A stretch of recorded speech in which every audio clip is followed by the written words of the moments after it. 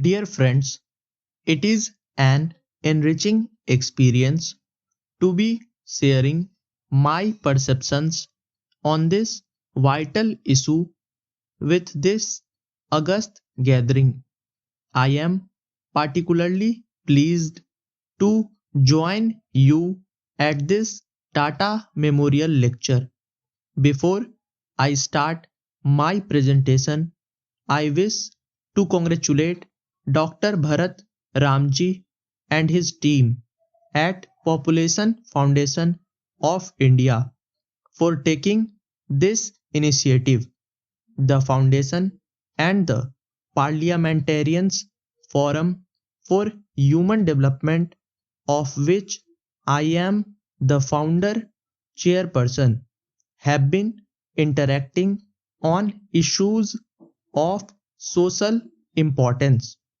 We have valued the input by the Population Foundation of India during the interactions organized by Parliamentarians Forum JRD Tata, in whose name this lecture series has been organized, was a visionary, an eminent industrialist, though from a different school of economic thought.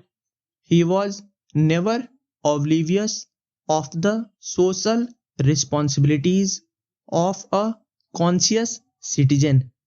He joined government's efforts for the economic reconstruction and industrialization.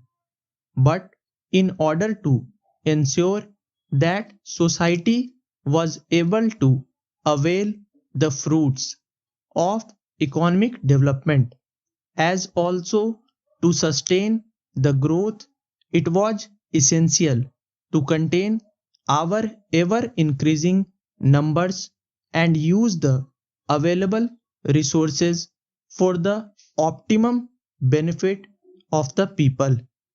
It is gratifying to know that this logic evokes a concerted response in favor of the need to arrest the population growth.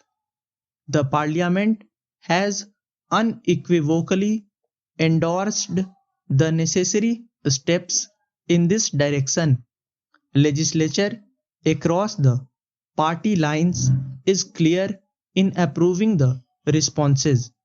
I will start my lecture with an observation made by Bonar on Malthus.